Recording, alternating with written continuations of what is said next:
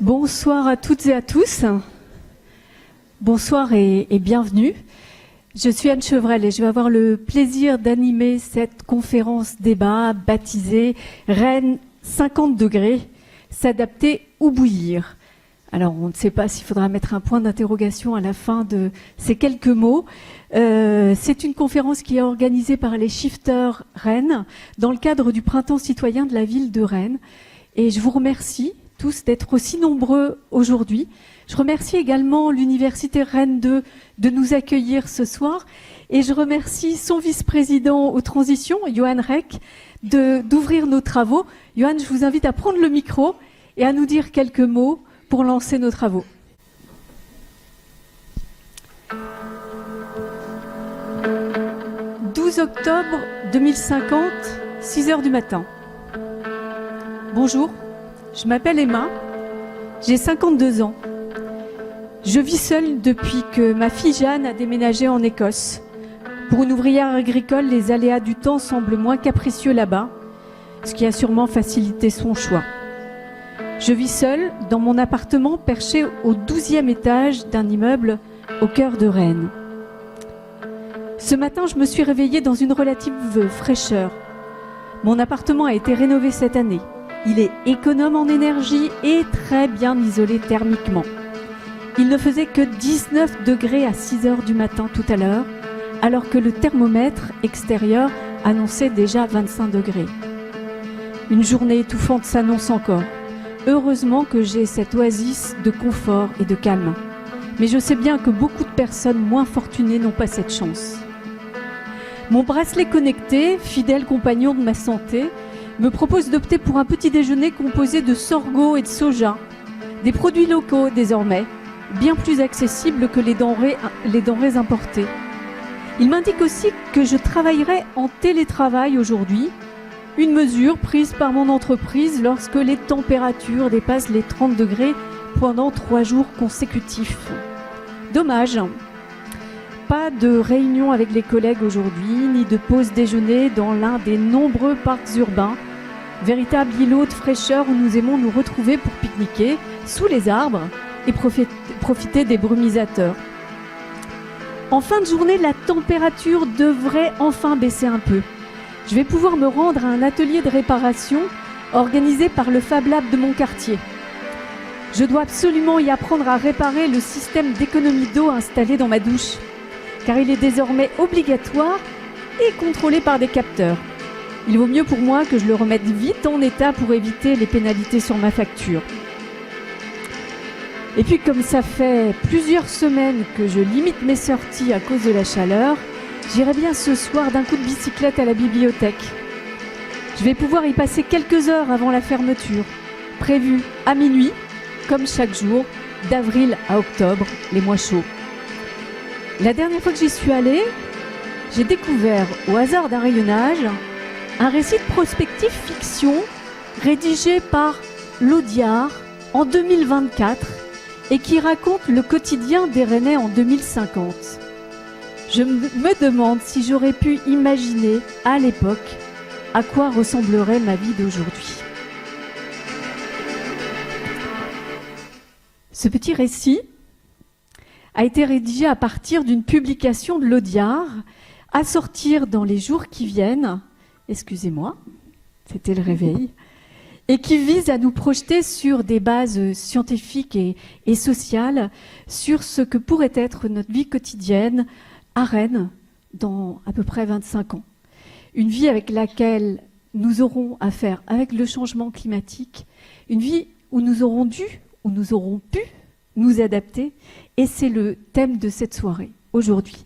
Notre objectif pour cette soirée, il va être de partager avec vous ce que l'on sait aujourd'hui d'un point de vue scientifique et social sur le changement climatique et ses conséquences à Rennes et dans les environs.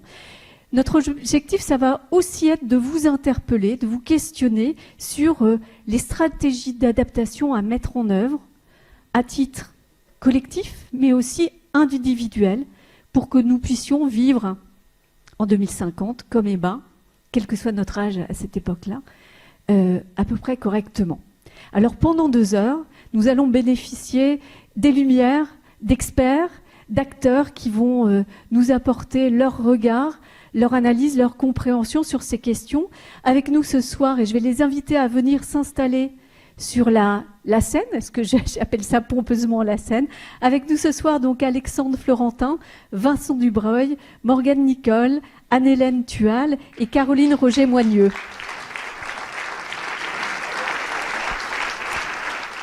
Installez-vous, je vous en prie. Tous, avec leur regard scientifique, acteurs, politiques, vont nous apporter une compréhension de ce que ce changement climatique va provoquer dans notre vie. Et ils vont tous aussi nous parler d'adaptation. L'idée étant d'essayer de comprendre comment on peut collectivement, individuellement, s'adapter. Nous allons les écouter, nous allons aussi vous écouter, car nous allons vous proposer au cours de cette soirée d'intervenir, de débattre avec les intervenants, mais aussi entre vous. Il y aura 2 petites séquences où on vous demandera de discuter entre vous. Je vous donnerai le mode d'emploi au fur et à mesure de la soirée. Mais nous allons commencer par établir l'état des lieux, parler des impacts, essayer de savoir dans quel environnement nous évoluerons dans 20, 30, peut-être 40 années. Et on va commencer cet état des lieux avec vous, Vincent Dubreuil, donc coprésident du Haut Conseil breton pour le climat. Et je voudrais bien que vous nous fassiez peut-être l'état des lieux, le socle, la base sur laquelle on va travailler. Que nous dit le HCBC sur l'évolution du climat en Bretagne et peut-être tout particulièrement sur Rennes? On vous écoute. Bien, merci.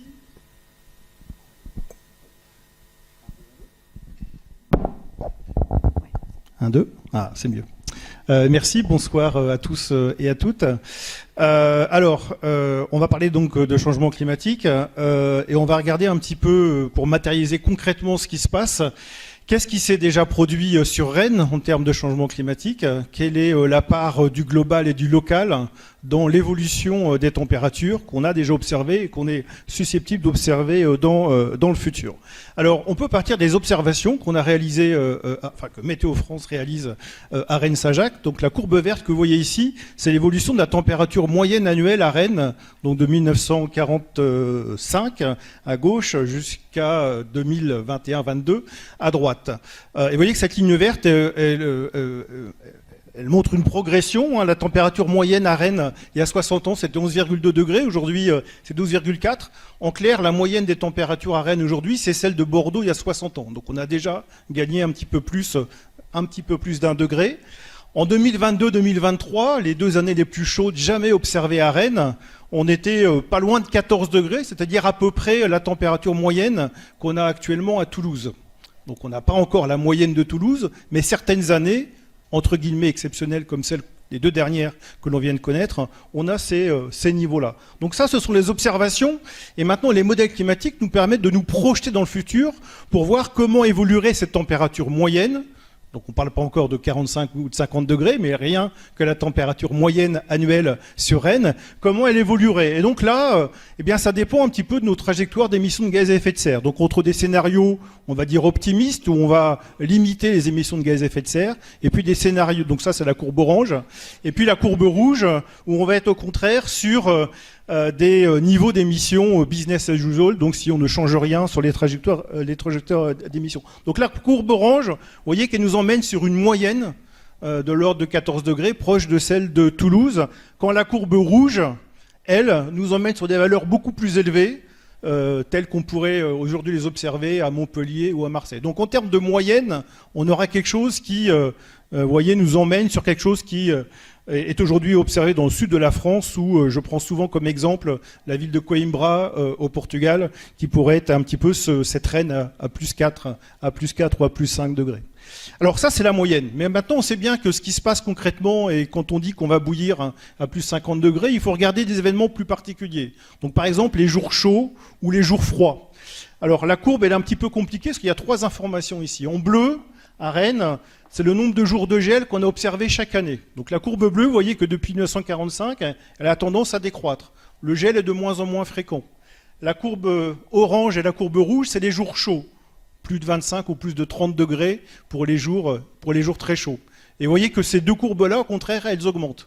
Alors ce qui est intéressant de regarder entre le climat de Rennes des années 40-50, où le bleu était toujours au-dessus de l'orange, et le climat qu'on a maintenant, où le bleu est souvent, et même très souvent en dessous de l'orange. Donc comment est-ce que notre climat, qui était autrefois marqué par un gel fréquent et des jours chauds qui existaient mais qui n'étaient pas très fréquents, eh bien aujourd'hui ça s'est complètement inversé. Alors il y a une autre chose qu'on peut regarder sur ce graphique, toujours sur la même période, c'est toujours l'observation. Alors c'est une chose dont on parle souvent dans les médias. Aujourd'hui on a battu un record de chaud ou un record de froid. Et donc là on s'est amusé avec le Haut Conseil breton pour le climat à regarder chaque année combien de fois on battait un record de chaud et on battait un record de froid. Donc quand on bat un record de... Hop là, je vais trop vite. Donc la courbe rouge... vous montre quand est-ce qu'on a battu des records de chaud, et la courbe bleue, quand est-ce qu'on a battu des records de froid. Donc on voyait qu'on battait souvent des records de froid à gauche, donc dans les années 40-50, et au fur et à mesure qu'on avance à la période plus récente, on bat de moins en moins souvent des records de froid, et de plus en plus souvent des records de chaud. Donc on a passé 2 fois les 40 degrés à Rennes, et on va revenir sur la suite, sur le fait qu'on dépassera des valeurs bien plus élevées dans le futur. En gros, sur le milieu de siècle ou la fin du siècle, en fonction du scénario d'émission, le nombre de jours chauds ou très chauds va doubler, voire tripler. Et on dépassera certainement des températures supérieures à 45 degrés. Plus de 40 à Rennes, on l'a observé 2 fois depuis 2 siècles. En fin de siècle, ce sera dépassé 8 années sur 10. Donc ce sera quelque chose qui sera beaucoup plus commun. Donc ça, c'est la dimension globale du changement climatique. Et puisqu'on parle de la ville, il faut ajouter l'effet local. L'effet local lié à la ville et au fait que la ville génère sa propre chaleur via le phénomène d'îlot de chaleur urbain. En fait, la ville, du fait de la présence de bâtiments, du fait de la présence d'activités nombreuses en ville, elle modifie tous les paramètres du climat. Et le plus important d'entre eux, c'est que la ville va générer au-dessus d'elle une sorte de dôme de chaleur, ce qu'on appelle en climatologie un îlot de chaleur urbain. La ville apparaît comme une île chaude au milieu d'une campagne plus fraîche. Et ça, en fait, ça augmente, on pourrait presque dire d'ailleurs dans le cas de Rennes que ça double l'effet climatique, mais pas toujours. Donc je ne vais pas trop insister sur les processus. Alors nous on a beaucoup travaillé avec la métropole de Rennes, là c'est plus les travaux de mon laboratoire, pour essayer de cartographier sur la ville de Rennes ce qu'est l'îlot de chaleur et qu'est-ce qui fait varier localement l'îlot de chaleur. Et je vous montre ici des cartes issues d'un travail de thèse en cours qui montre comment est-ce que la cartographie de cet îlot de chaleur, il est en fait très fonction de l'aménagement urbain. Quelle est la densité des bâtiments? Quelle est l'importance de la végétation en ville? On va en reparler. Qu'est-ce qui fait finalement que la chaleur s'accumule davantage en ville et que la nuit, la ville reste 3, 4, 5 degrés plus chaude que la campagne. Donc ça, on peut le cartographier et on peut le comprendre. Et pour rejoindre le petit récit que tu nous faisais tout de suite, effectivement, ce qui est important de comprendre, c'est qu'en ville, le jour, il fait à peu près la même température que la campagne. Donc il fait 40 degrés en ville, il fait 40 degrés en campagne. Mais en fait, ce qui se passe très souvent, c'est que les phénomènes de mortalité qu'on a lors des vagues de chaleur, c'est surtout parce que l'organisme ne récupère pas suffisamment pendant la nuit. Donc on ne passe pas en dessous de seuils de récupération physiologique qui sont autour de 20 degrés. Donc ce qui est le seuil de ce qu'on appelle en climatologie la nuit tropicale. Et vous voyez sur les capteurs qu'on a mis ici sur Rennes au cours de la nuit du 17 au 18 juillet, donc le jour, quand la courbe monte, tous les capteurs sont très proches, il fait la même température, il fait 40 degrés ou 35 degrés. Et puis la nuit, vous voyez que les courbes s'éloignent les unes des autres. En campagne, on descend à 14.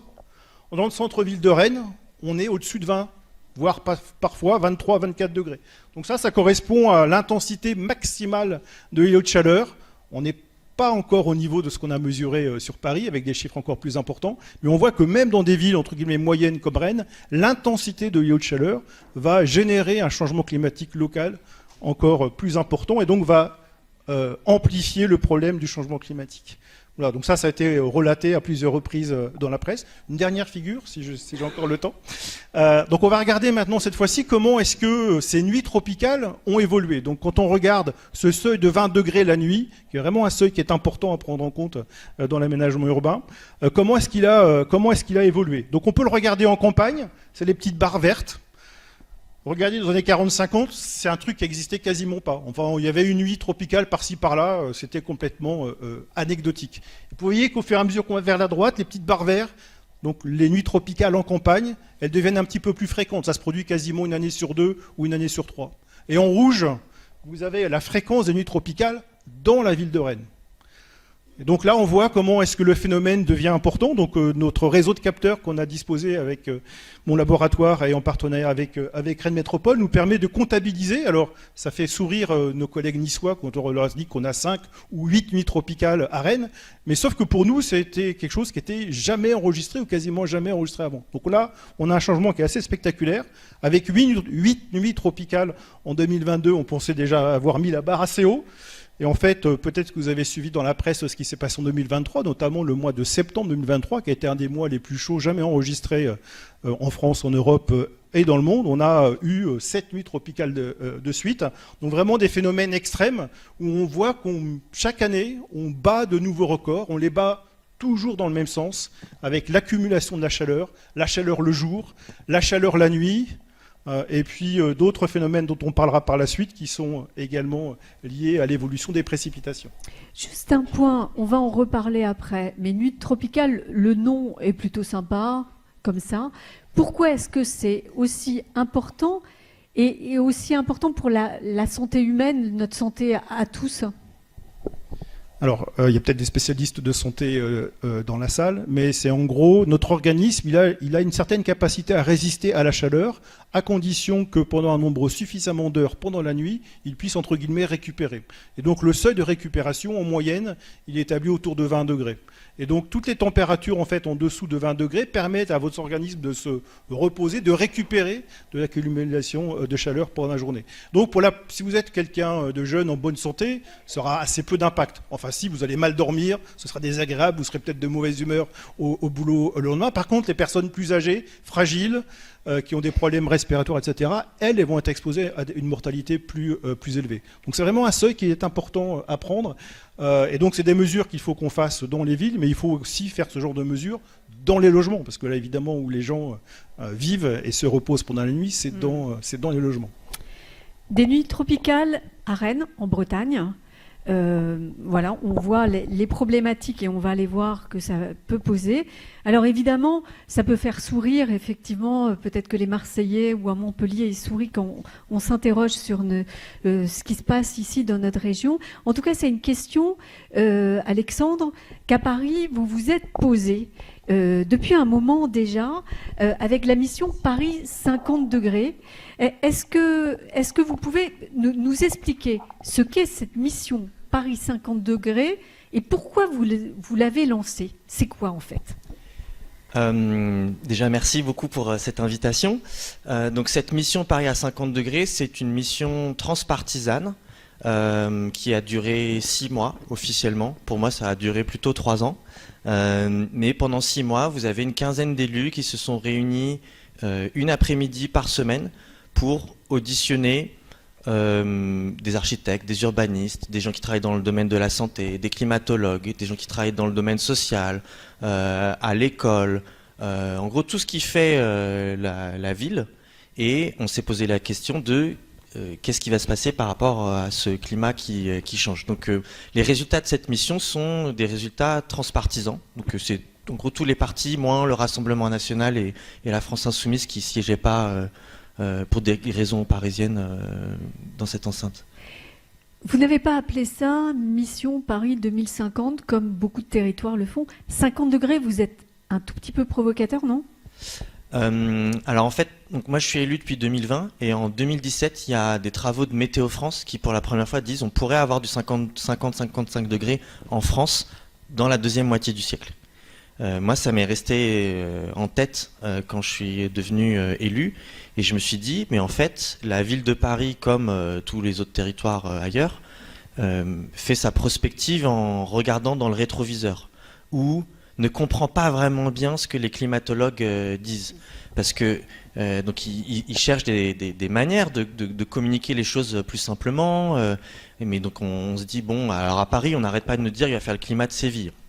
Super, tapas, flamenco, ça va bien se passer. Vacances. Vacances, on regarde les moyennes, et puis après on prend le temps, on creuse, on regarde un peu les extrêmes, etc. Et moi je me suis dit, en fait, il faut vraiment toucher une corde sensible, arrêter de parler de moyenne, pas dire Paris plus 4 degrés ou 2050 c'est la Saint-Glinglin, enfin c'est qu'est-ce qu'on en a à faire, quoi. On va s'y mettre en 2049, ça va bien se passer.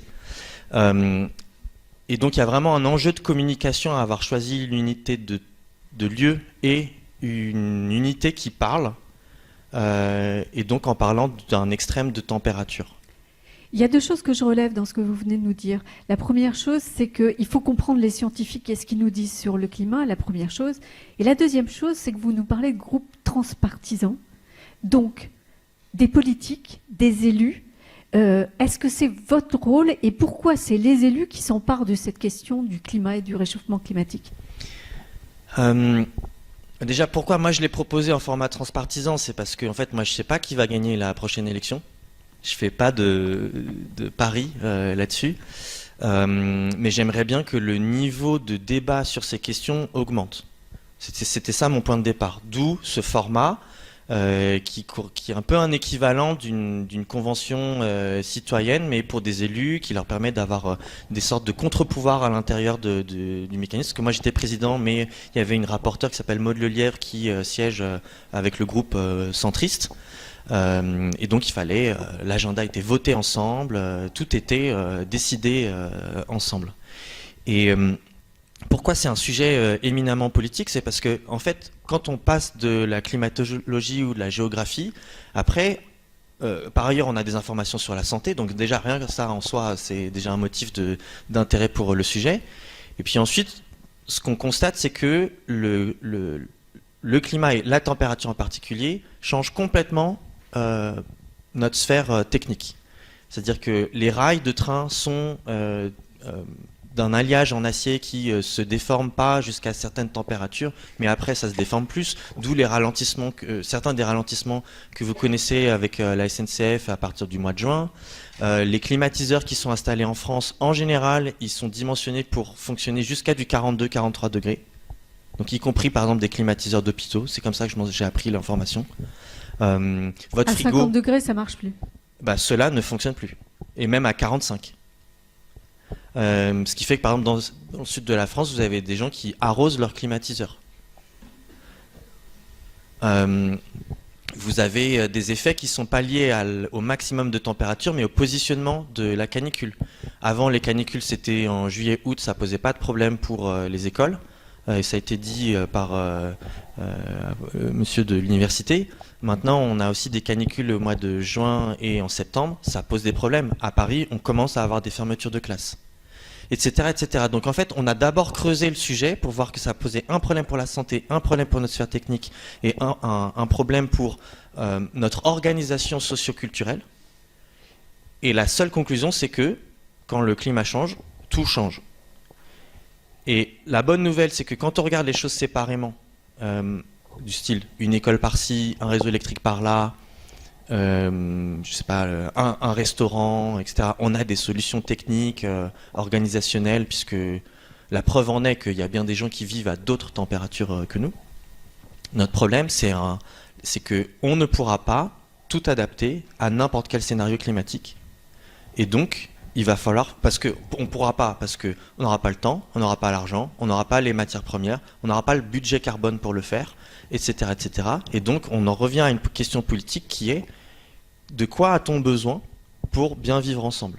Et ça, si on se concentre sur la protection de ça, là, ça peut marcher. Mais ça veut dire en acceptant qu'il y a des choses qui s'arrêtent de fonctionner, une partie de l'année, on n'a pas la même qualité de service, etc., etc. Donc, tous les aspects de notre vie vont être impactés d'une manière que, pour l'instant, on a du mal à comprendre. Et c'est une question sociétale, donc, qui ne concerne pas que les scientifiques. On est tous impliqués.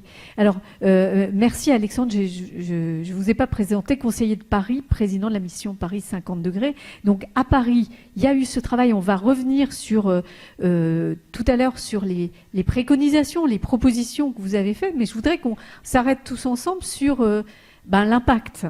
50 degrés à Rennes, qu'est-ce qui peut changer? Vous nous avez donné des exemples, les horaires des écoles, les fermetures d'écoles, les infrastructures qui sont employées un peu différemment, forcément. Est-ce qu'il y a d'autres choses, à votre sens, qui peut changer, des impacts qu'on peut imaginer sur notre vie quotidienne? Est-ce que peut-être Caroline, Roger Moigneux, si vous voulez prendre le micro, qu'est-ce qui peut changer? Qu'est-ce que ces 50 degrés peuvent provoquer dans notre vie quotidienne? Vous êtes élu au département, on sait que le département a dans ses compétences la question de la solidarité, de la protection des plus fragiles d'entre nous. Sous cet angle-là, qu'est-ce qu'on peut imaginer comme changement avec le changement climatique? Alors, moi, je suis déjà ravie d'avoir entendu les trois intervenants précédents et Anne y compris parler de l'impact sur les plus vulnérables et sur les plus fragiles.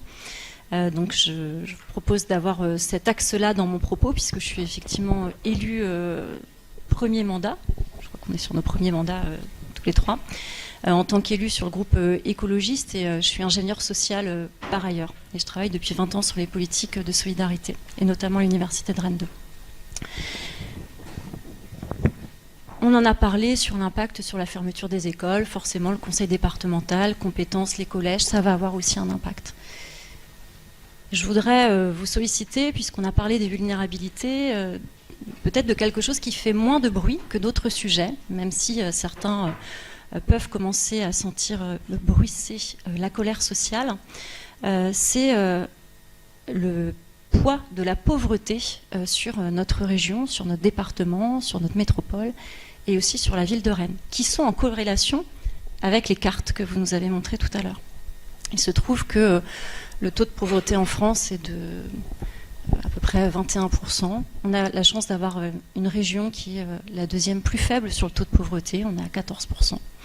Au département, on est encore en dessous en termes du taux de pauvreté. Et à Rennes, d'après vous, quel est le taux de pauvreté entre la moyenne nationale de 21%, 14% à peu près à l'échelle régionale et du département? Est-ce que les uns et les autres, vous avez une idée? Allez, lancez-vous un chiffre, quelqu'un? Plus ou moins, pareil. Plus? Pareil? On est à 20%. 20% de taux de pauvreté, donc sur une ville urbaine, avec des poches de pauvreté qui correspondent aux quartiers que vous avez, qu'on pourrait mettre quasiment en collage sur la cartographie que vous nous avez parlé, dont les quartiers de Saint-Jacques-de-la-Lande, puisque je fais partie de Saint-Jacques-de-la-Lande. Donc ça, c'est un point extrêmement important à prendre en compte, c'est l'impact du changement climatique corrélé à une augmentation qui est quasiment sans précédent de la pauvreté, y compris sur notre territoire et y compris sur la ville de Rennes, avec trois publics, juste pour citer Anne, qui sont les jeunes, dont vous avez parlé tout à l'heure, les femmes seules avec des enfants et les personnes très éloignées de l'emploi ou privées d'emploi, donc les personnes qui sont en très grande précarité, qui vivent sous le seuil de pauvreté 1100 € par mois, qui ne vivent pas au RSA mais qui survivent avec 609 € par mois. Mais Caroline, j'ai besoin qu'on clarifie une chose, c'est en quoi la vulnérabilité des plus pauvres d'entre nous va être aggravée encore par le changement climatique. Pourquoi et comment, par quel mécanisme on peut dire que c'est les populations les plus vulnérables qui vont en souffrir les premiers et le plus fortement? Alors c'est déjà des choses qui ont été nommées, le logement, un logement bien isolé, qui permettent d'avoir une régulation de la température, de la chaleur, l'hiver mais aussi l'été, l'accès à une alimentation saine, déjà à l'accès à l'alimentation, puisque aujourd'hui, et Rennes 2 le sait bien, la queue devant les épiceries alimentaires ne cesse de croître avec des étudiants qui sont en très grande précarité. Et je salue mon collègue élu à la ville de Rennes, Ludovic Brossard, qui travaille sur ces sujets d'alimentation durable, mais aussi accessible à tous et à toutes. Donc des sujets qui vont être des sujets primordiaux pour le bien vivre ensemble dont on parlait tout à l'heure, vont être encore plus impactants pour les personnes qui sont déjà en situation de vulnérabilité. Et pour finir mon propos, Anne, avec une collectivité départementale qui peine déjà, je le dis très clairement, à assurer, malgré un engagement politique très fort, et c'est ça aussi que je viens de dire aujourd'hui, c'est on a besoin d'avoir des politiques et des engagements politiques qui sont encore plus forts que ce qui ont été fait jusqu'à présent, et non pas en regardant dans le rétroviseur, mais en faisant de la prospective, et c'est ça qui est très compliqué aujourd'hui. Et votre propos rejoint ce que disait Alexandre sur le fait que c'est une vraie question sociétale qu'on a à se poser. Anne-Hélène Tual, vous êtes adjointe déléguée au transport à Assigné, élue vous aussi, et dans la présentation de Vincent tout à l'heure, il y avait, et dans ce que disait Alexandre, il y a la question de l'impact notamment sur les infrastructures, sur les équipements. Et pour des communes, pour des collectivités, c'est aussi quelque chose qu'il faut anticiper, qu'il faut prendre en compte parce que ça pourra avoir un impact important. Tout à fait. Donc en fait, évidemment, nous on est tout petit par rapport à Paris. Assigné, c'est 7000 habitants, donc ça n'a rien à voir. On a la chance, nous, d'avoir beaucoup de verdure, donc on subit sans doute moins. D'ailleurs, on n'était pas sur la carte, on n'a pas les zones rouges. Pour autant, on chauffe quand même aussi sur les nuits tropicales. On est, comme disait Vincent, il y en a aussi en périurbain. Et pour nos services publics, qui sont des services qui touchent à la fois les personnes âgées, les enfants, la restauration municipale pour les enfants. Si on a des bâtiments qui sont inadaptés en température, on ne pourra pas les faire fonctionner, on le sait. Donc nous, sur notre commune, on travaille déjà sur l'adaptation de nos bâtiments avec une rénovation thermique à la fois. Souvent, on pense à passoire thermique pour le froid. Et en fait, non, aujourd'hui, on repense tous nos bâtiments aussi pour les moments où ça va vraiment chauffer. C'est-à-dire qu'on repense une isolation thermique chaud-froid et puis protéger. On faisait beaucoup de bâtiments vitrés, etc.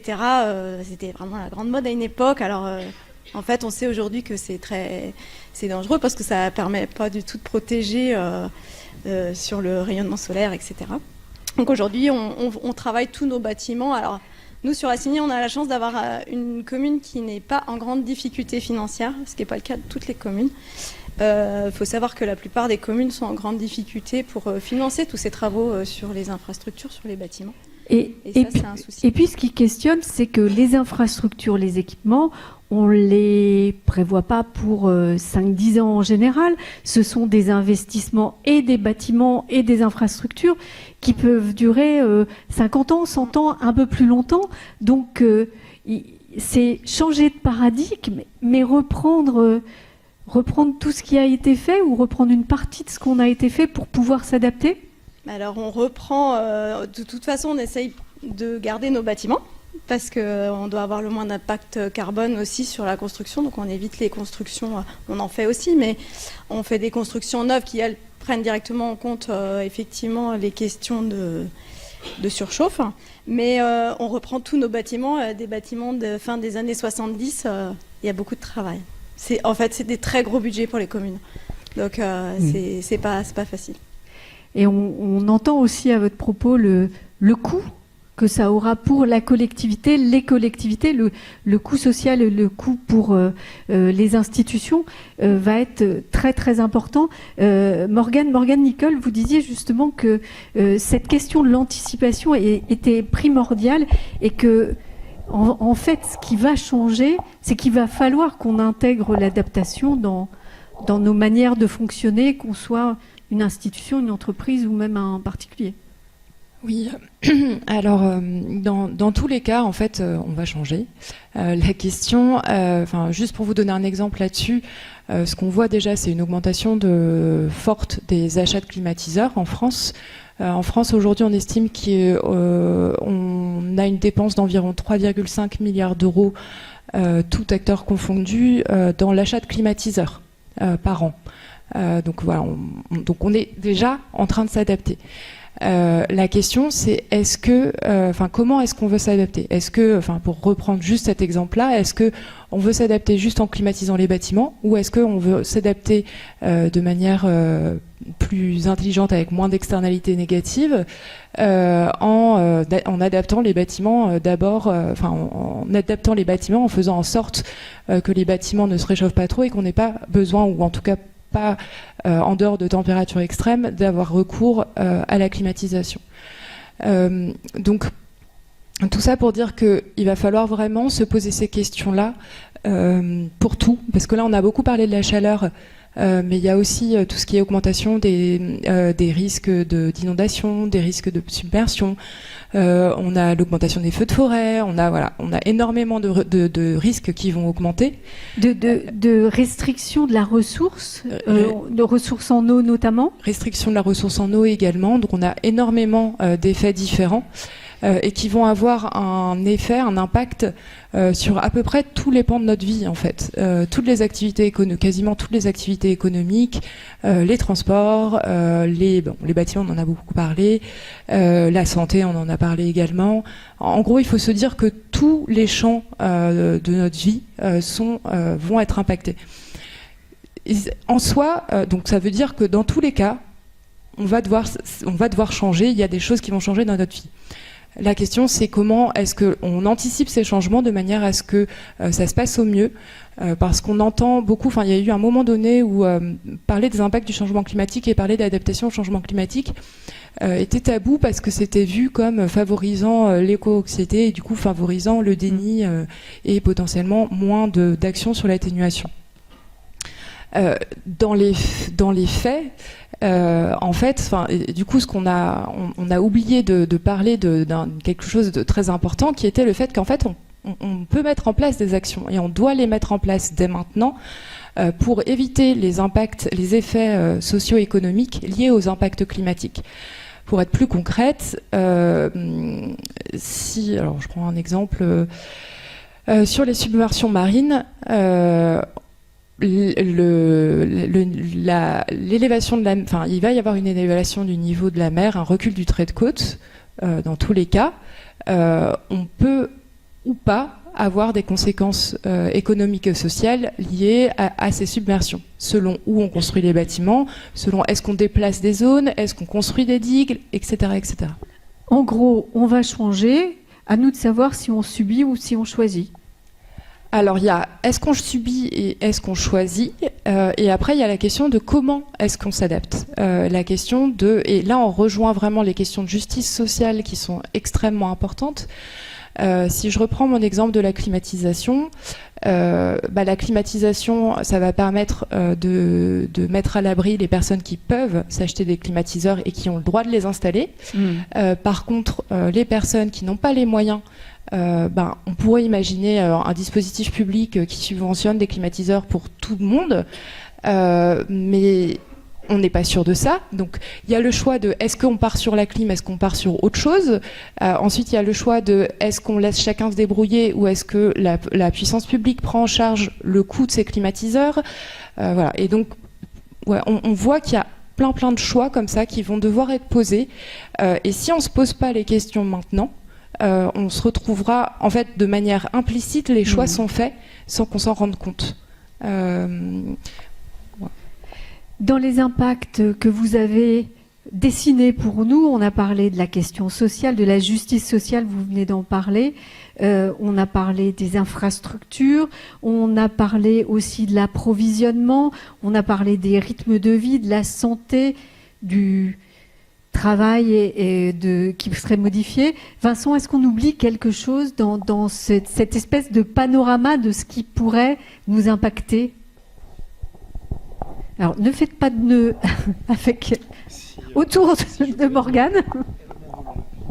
Alors, les manifestations du changement climatique, elles ne vont pas être limitées effectivement aux vagues de chaleur. Il y a aussi toute la dimension de la ressource en eau. Alors on a commencé à en parler un petit peu. Et là, les modèles climatiques nous donnent un futur, alors qui est un peu moins sûr parce qu'il y a plus d'incertitude en gros sur l'évolution des précipitations. Mais la tendance qui se dessine pour une bonne partie de la France, c'est plus de pluie en hiver, donc plus d'événements de forte intensité.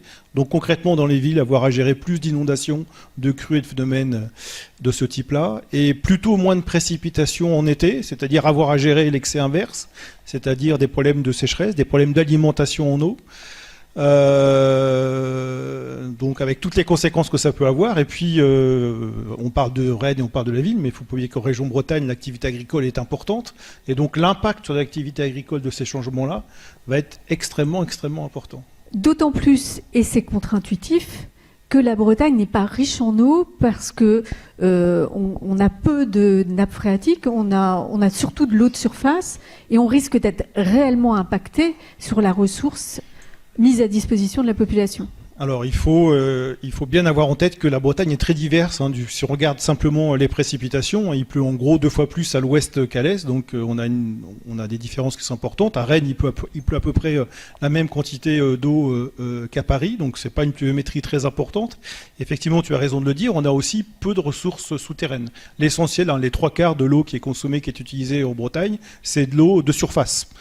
Et donc l'eau de surface, elle est alimentée essentiellement par les précipitations. Et donc tout déficit des précipitations se répercute directement sur la ressource en eau. Donc on est dans un état dans l'Est et dans le bassin de Rennes particulièrement. C'est pour ça que Rennes, depuis plus d'un siècle, va chercher son eau potable très loin, dans un rayon de plusieurs dizaines de kilomètres, parce qu'on a une région qui est structurellement déficitaire, aussi bien d'un point de vue climatique que du point de vue de la ressource du sous-sol. Et donc il faut en tenir compte. Et malheureusement, ce que nous donnent les modèles climatiques pour le futur, c'est que ça ne va pas s'améliorer de ce côté-là. Ça pourrait surprendre les gens qui nous voient, nous Bretons, toujours avec des bottes et un ciré. Eh ben non, en fait, cette ressource, ça va être un point d'inquiétude ou en tout cas d'attention. Alors, on a brossé la question des impacts. Merci à tous les 5. Je voudrais maintenant vous la poser, cette question à vous. On va vous proposer un moment d'échange. Et on va vous proposer d'en discuter entre vous. Alors, les volontaires des shifters vont passer dans les rangs, vous distribuer des petits papiers. Ce n'est pas des papiers individuels. On va vous demander de vous mettre par groupe de 5 à 8. Alors, c'est tout simple, vous vous retournez vers le rang de derrière et vous faites un petit paquet. Faites des petits paquets pour pouvoir discuter entre vous. Alors, choisissez vos équipes. Alors, peut-être que vous pouvez vous retourner. Alors, est-ce que vous trouvez les petits paquets? Vous avez réussi à faire des équipes? Personne n'est seul? Est-ce que je peux avoir votre attention une seconde? Je vais vous donner la règle du jeu. C'est mieux. Est-ce que j'ai votre attention? Est-ce que j'ai votre attention? Vous connaissez ça? Voilà.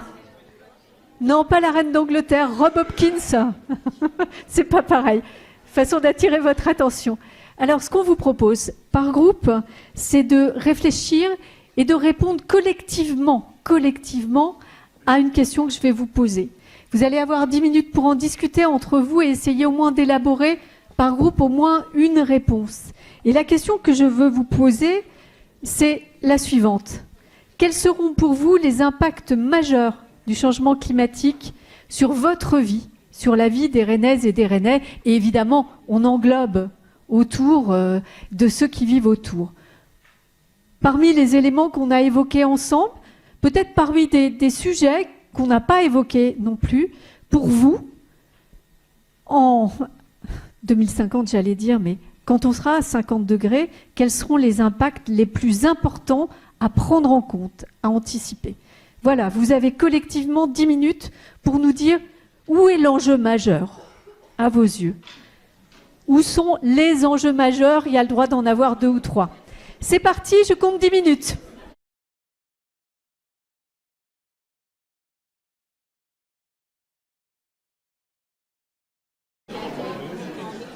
Alors, je vais créer des frustrations, bien sûr, mais je vais vous demander de mettre un coup d'arrêt à ce travail et peut-être de vous retourner parce que, évidemment, il y a encore beaucoup de discussions à avoir sur ces impacts, ces enjeux forts, mais peut-être pouvons-nous partager les premières idées que vous avez eues, les premiers arguments que vous avez autour des enjeux forts que vous avez déterminés.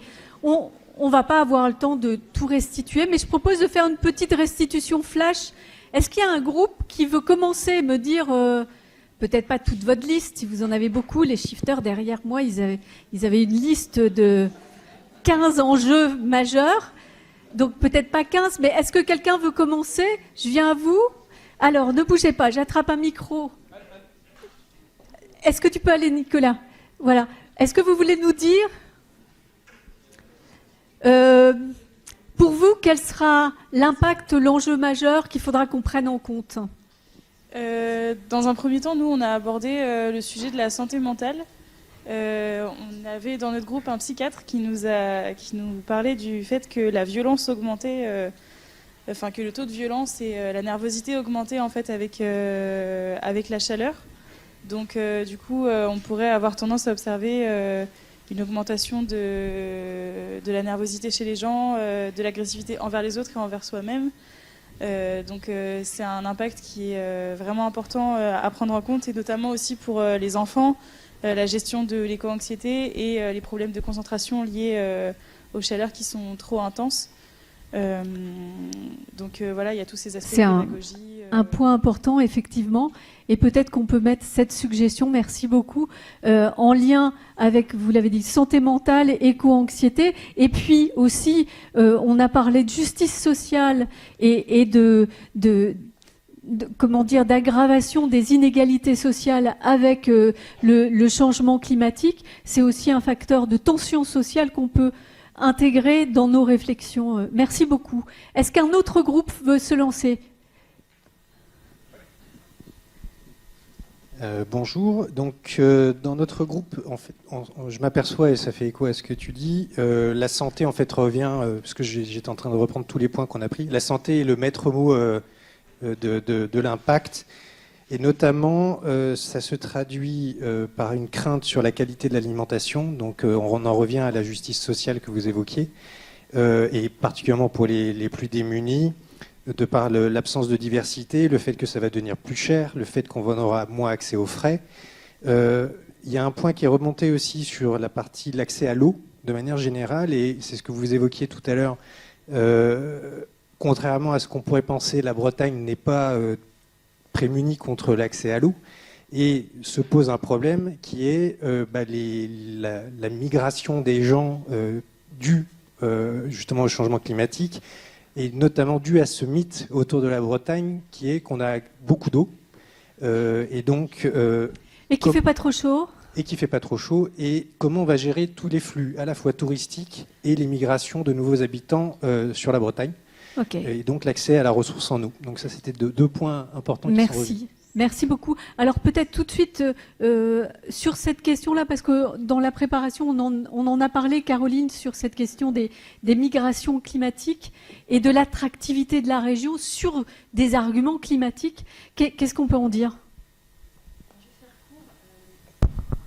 Je vais faire court. J'ai été, avant d'être élue, responsable de services éducatifs. Je vous parlais de la protection de l'enfance. C'est un sujet dont la compétence est portée par les collectivités départementales. Et je travaillais avec ce qu'on appelle communément les mineurs non accompagnés. Ça doit vous parler. Un nombre en augmentation très très conséquent de jeunes migrants, réfugiés, sur des questions climatiques, d'accès à l'alimentation, à l'eau, et sur des questions de guerre. Donc c'est le sujet dont vous parliez. Donc ça, c'est une première... Vous parliez de flux migratoires qu'il va falloir qu'on puisse accueillir et intégrer correctement. C'est-à-dire comment, on parlait tout à l'heure de ce vivre ensemble, de cette santé mentale, mais aussi de cette santé mentale face à l'étranger, à cet autre qui ne nous ressemble pas et qui viendrait capter une partie des ressources qui seraient en train de diminuer. Et puis, donc je vais être très très court et très succinct, et il y a un autre type de migration qui dépend aussi, on va dire, sur les compétences de la collectivité départementale, c'est les personnes âgées, dont je ferai partie en 2050, en tout cas ça va arriver. Nous tous, hein. Voilà. Enfin, qui, parce qu'il va faire meilleur en Bretagne, il va faire plus frais, voilà, vont aussi arriver et arrivent de façon plus importante, et parce qu'en Bretagne, on a aussi une augmentation du nombre de personnes âgées avec des projections qui sont déjà là et qui sont déjà importantes. Qui financera la dépendance ? Si vous suivez un peu l'actualité, le modèle des EHPAD est quand même pas... Voilà, ça va pas. Pour celles et ceux qui ont des parents qui sont déjà accueillis dans des EHPAD, je suis pas sûre que ce modèle-là tienne très longtemps pour les collectivités municipales, pour les collectivités départementales et sur le modèle, y compris de lien social. Bien vieillir à domicile, c'est un sujet. Comment ? Donc oui, il va y avoir ce sujet-là de la migration. Et derrière, je le dis très fortement, du lien social. Vous parliez d'agressivité, de montée des violences. Je dis tout à l'heure, ça bruisse. Il faut entendre qu'il y a effectivement une question de justice sociale, mais aussi de lien social sur nos territoires pour permettre la ressource. Tu en parlais tout à l'heure dans ton propos, Anne. Comment on peut manger autrement, peut-être avec une autre alimentation, pour que ça permette à tout le monde de puisse bien vivre ensemble, en tout cas sur ce sujet-là. Merci beaucoup. On va prendre une autre contribution de ce côté-ci. Qui est volontaire pour nous parler de votre travail? C'est un côté un peu plus ici devant.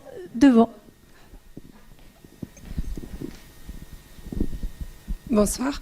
Nous, en fin de discussion, et ça rejoint un peu les sujets qu'on a déjà abordés, on a parlé justement de confinement climatique, en se disant on arrivera peut-être sur des périodes où de juin à septembre, sur nos régions, ici à Rennes, il faudra faire un confinement climatique éventuellement, ou en tout cas quelque chose qui ressemble, avec des fermetures d'écoles, des infrastructures qu'on ne peut pas forcément utiliser, et en même temps la vie qui doit continuer pour les habitants de la région. Donc en termes de... Voilà, réfléchir aux impacts sur comment on a accès à la nourriture, comment elle arrive sur nos territoires en ville, puisqu'elle arrive bien de l'extérieur de la ville, l'accès à l'eau, comment on se déplace, comment les métiers de santé peuvent continuer à fonctionner, les hôpitaux, etc. Ça vous a fait penser, la description, le patchwork d'impact qu'on a dressé, ça vous a rappelé cette période du confinement qu'on a vécu pendant plusieurs mois? Il y avait des éléments qui vous rappelaient cette période-là? Oui, quand on ne peut pas aller à l'extérieur en fait, et qu'on ne peut pas vivre en fait, dehors et se déplacer, aller au travail, aller... la vie quotidienne qu'on a, aller à l'école, etc., c'est rester chez soi, dans quel logement, justement, des logements qui ne sont pas forcément adaptés, c'est les inégalités qui augmentent, ce qu'on a dit, on parlait des conflits sociaux, familiaux, d'anxiété, etc., tout ça peut augmenter et augmente avec la chaleur, justement, ou avec le fait de rester confiné, quoi. Confinement climatique qui existe déjà ailleurs dans le monde, par exemple, en Asie, en ce moment. Donc, Merci beaucoup. Et je voudrais tirer le fil de ce que vous venez de dire, parce qu'au moment du confinement, on a parlé de limitation de nos libertés. Ce qu'on a dessiné ensemble là, je ne sais pas qui veut répondre, est-ce que c'est pas quelque chose de cet ordre-là, ou est-ce qu'on n'a pas à interroger cette question-là de la limitation de la liberté, à la fois de mobilité, d'action, de fonctionnement, qu'on a les uns les autres? Alexandre?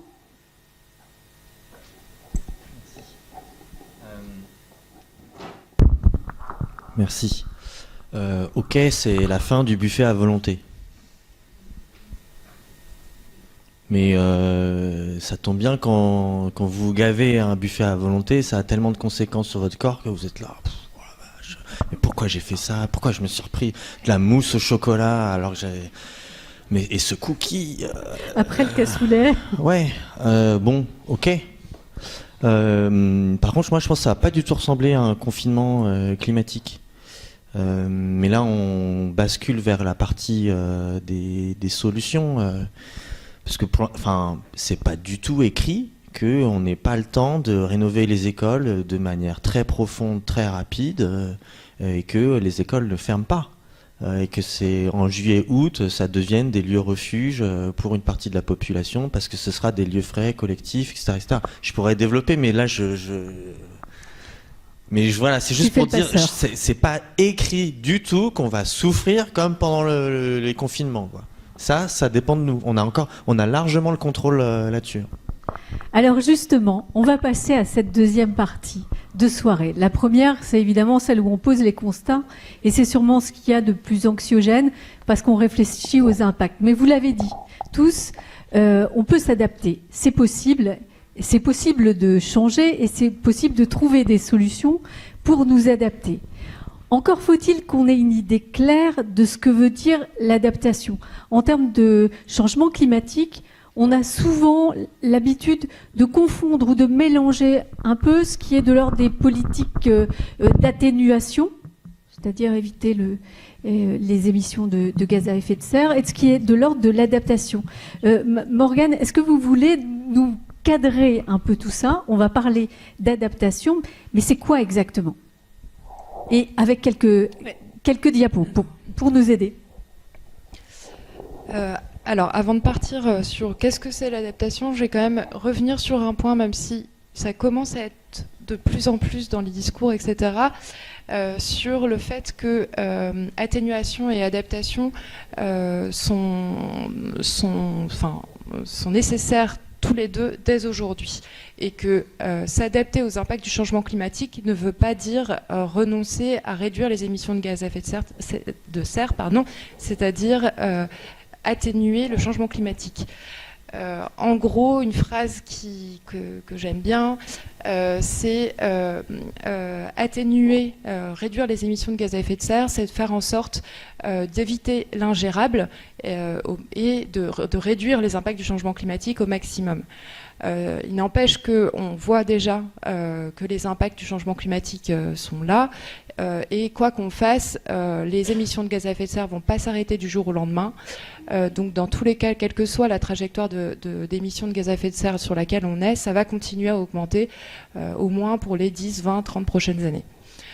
Donc on va avoir des impacts du changement climatique qui vont continuer à augmenter, qui sont déjà là et qui vont continuer à augmenter, et donc il faut s'adapter à ces impacts du changement climatique, et donc gérer l'inévitable, gérer les impacts cette augmentation des impacts climatiques qui seront inévitables. Alors, pour passer à ce que c'est l'adaptation, vous connaissez certainement tous très bien ce que sont les actions d'atténuation, donc pour réduire les émissions de gaz à effet de serre. Je ne vais pas y retourner dessus, on en entend beaucoup parler. Par contre, les actions d'adaptation au changement climatique sont quand même moins connues. Donc, s'adapter au changement climatique, c'est de faire en sorte de limiter les conséquences économiques et sociales liées aux impacts climatiques, aux aléas climatiques. Et pour ça, il y a deux grandes manières de gérer ça.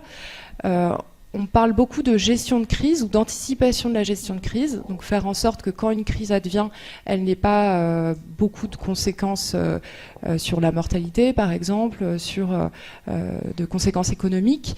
C'est ce qu'on voit majoritairement. Pour l'instant, c'est un peu le réflexe actuel. Et donc, on a de la gestion de crise en mode réactif. Ça va être les aides de crise qu'on a de plus en plus régulièrement, par exemple, aux agriculteurs. Mais aussi, on peut anticiper la gestion de crise.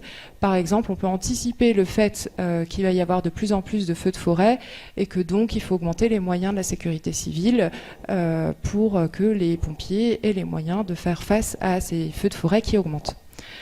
Donc ça, on voit très bien. Et ensuite, il y a un deuxième pilier dont on entend beaucoup moins parler et qui pourtant est au moins aussi important, c'est le fait de réduire les vulnérabilités en avant.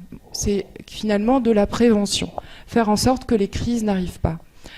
Et pour ça, on va pouvoir à la fois jouer sur l'exposition, c'est-à-dire faire en sorte que les bâtiments, par exemple, ne soient pas construits en bord de mer à des zones qui seront submersibles, ou jouer sur les vulnérabilités, c'est-à-dire faire en sorte que le bâtiment exposé à une forte vague de chaleur, la température intérieure n'augmente pas trop pendant ces vagues de chaleur. Deuxième chose à avoir en tête, c'est que ces actions d'adaptation, comme je le disais tout à l'heure, c'est vraiment ça doit être mis en œuvre dans tous les secteurs. Pas forcément pour tous les objets, toutes les activités, etc. Mais il faut se poser la question parce qu'il n'y a pas un secteur, un objet, un endroit qui sera épargné. Donc vraiment, dans toutes les activités, dans tous les secteurs de l'économie, pour tous les pans de notre vie quotidienne, il faut se poser la question de quelle est la résilience en climat futur de cette activité, de cet objet, de cet investissement. Et une troisième chose, et ça c'est quelque chose qui est très différent de l'atténuation, c'est que pour l'adaptation, la majorité des choses à faire, ça va être de faire différemment ce que l'on fait déjà pour d'autres objectifs. C'est-à-dire ? C'est-à-dire, que pour adapter nos transports, par exemple au changement climatique, on ne va pas faire des nouvelles routes ou de nouveaux chemins de fer. Par contre, il va falloir adapter les actifs existants aux impacts du changement climatique pour qu'ils soient résilients au changement climatique. Par exemple, se poser la question sur une route, est-ce que cette route est plus sensible, plus exposée au risque d'inondation ? Et dans ce cas, est-ce qu'on veut faire en sorte de la surélever pour qu'elle soit moins exposée au risque d'inondation ou de mettre des digues, ou est-ce qu'on accepte d'anticiper le fait que potentiellement, plusieurs fois dans l'année, cette route sera coupée et on imagine des itinéraires bis, on imagine pouvoir s'en passer parce que c'est pas une route très importante. Voilà. Donc, le plus important à comprendre, c'est qu'il y aura des investissements supplémentaires à faire sur certains sujets, par exemple sur le fait de relocaliser les zones littorales, par exemple. Ou d'augmenter les digues ou de revoir la taille des canalisations pour l'évacuation des eaux pluviales. Mais la plupart du temps, ce qu'il y a à faire, c'est de réfléchir, de reprendre en fait les actifs existants et surtout, dans un premier temps, et c'est le plus urgent, de se poser avant de faire un nouvel investissement, de lancer une nouvelle activité et de se demander comment est-ce que ce nouvel investissement, cette nouvelle activité sera résilient ou non au changement climatique, quelles seront les conséquences possibles du changement climatique sur cet actif, sur cette activité, et comment est-ce qu'on peut faire en sorte que ces conséquences, ces risques soient limités.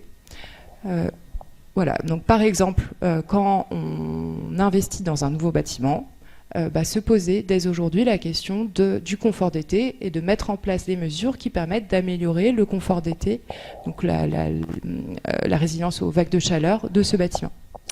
C'est une nouvelle façon de penser. On n'est pas prêt. Alors, c'est une nouvelle façon de penser.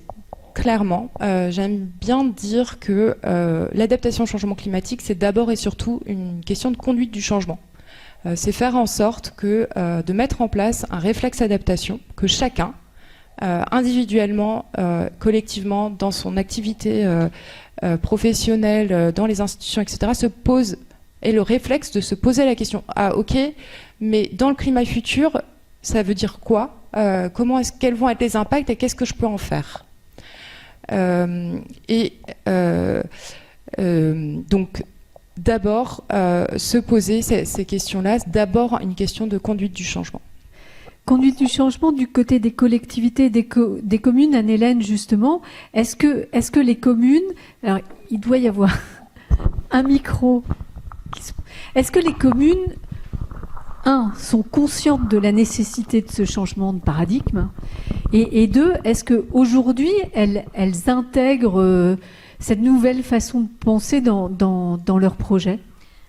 Clairement, oui, on ne peut plus l'ignorer aujourd'hui, c'est pas possible. Enfin, ça fait partie de toutes nos prises de décision aujourd'hui, parce qu'en fait, le changement, c'est déjà là. C'est déjà aujourd'hui... Nous, on voit le niveau de notre rivière qui baisse, qui a un impact donc sur le côté paysager, nos arbres qui meurent parce que ils étaient bien installés sur les bords de Vilaine et qui, en fait, avec le niveau de l'eau qui baisse, ils tombent en fait. Tout simplement quand ils sont fragilisés. Donc, on a déjà des effets sur ce qui sont nos climatiseurs quand même, ces arbres qui font aussi la fraîcheur de nos villes. Donc déjà, on a sur toute la végétation des villes, on a déjà des impacts, puisque le climat, il a déjà commencé, on l'a vu avec les chiffres de Vincent tout à l'heure, la température augmente, et donc la végétation commence déjà à pâtir de tout ça. Ça, c'est une première chose. Et puis on a déjà des événements soit de canicule qu'on a déjà eu, mais on a eu aussi des périodes de pluie extrêmement fortes et violentes. Je pense à celle de début juin 2022, où en fait, alors nous, à l'échelle de notre toute petite commune, c'est pas aussi grave que sur Rennes, où il y a eu fermeture du centre Alma, etc. N'empêche que nous, sur notre commune, on avait 10 bâtiments inondés, 10 sur une quinzaine, on va dire. On n'a pas de service technique pour gérer des inondations, parce que nous, on n'est pas très nombreux. Donc, en fait, on est déjà là-dessus. Donc, on n'a pas le choix. En fait, on doit déjà désimperméabiliser Alors, les vous sols. n'avez pas le choix, mais est-ce que vous faites? Oui, on fait. En fait, Est-ce qu'aujourd'hui, ça se traduit dans des décisions que vous prenez au niveau de la commune? Clairement, on doit absolument désimperméabiliser tout ce qu'on peut. Alors évidemment, nous, on travaille avec la métropole sur toute la partie voirie, puisque c'est une compétence métropolitaine. Mais par exemple, sur la cour d'école de notre commune, qui a été refaite en 2014. Alors c'est pas loin, 2014. Et puis on avait déjà des éléments sans doute qui auraient dû nous alerter sur le changement climatique. Je pense qu'on est passé à côté. Et notre cour d'école a été refaite avec complètement bitumée. Et toute la végétation, enfin pas toute la végétation, c'est faux, mais une partie de la végétation a été enlevée. Bon bah là, clairement, retour en arrière, on ne peut pas faire autrement. De toute façon... Donc ça veut dire quoi? Que vous faites des travaux pour enlever le bitume, déminéraliser quelque part? C'est ça, on les fait pas d'un coup, d'un seul, parce qu'on pense que c'est important ce coup-ci. Ça avait été réfléchi. En fait, la cour a été refaite avec un focus qui était très important pour nous à l'époque. Je n'étais pas élue, mais c'était quand même important pour l'équipe d'avant. C'était sur la question du genre dans la cour. Donc elle avait aussi, ça n'a pas été refait à l'identique avec un plateau de foot. Mais par contre, la question de la fraîcheur n'a pas du tout été pensée. Un préau avait été fait, mais un préau, ça n'a pas l'effet climatiseur d'un arbre. Et aujourd'hui, oui, on va revégétaliser cette cour. On est obligé de reprendre des travaux. Alors, c'est extrêmement coûteux, ce retour en arrière, il est coûteux pour la collectivité. Oui, et puis c'est dans un sens et dans l'autre. C'est coûteux dans un sens et coûteux à défaire. Et... Morgane, vous vouliez réagir? Ouais, je voulais réagir parce que c'est pas forcément facile pour des élus aujourd'hui de parler de ça, parce que en vrai, personne n'est prêt et personne n'a agi de manière très anecdotique jusqu'à, on va dire, aller au mieux il y a 2 ans. Non, Alexandre? Ouais. Et voilà, et se poser la question et revenir sur une cour d'école qui a été faite en 2014, c'est une action qui va dans le bon sens, qui est courageuse. Pour se rendre compte de à quel point c'est un sujet, quelques anecdotes pour se rendre compte à quel point c'est un sujet qui pour jusqu'à très récemment n'en était pas un, et c'est un problème. Le plan national d'adaptation au changement climatique. Il y a combien d'entre vous qui en ont entendu parler ici? Ok.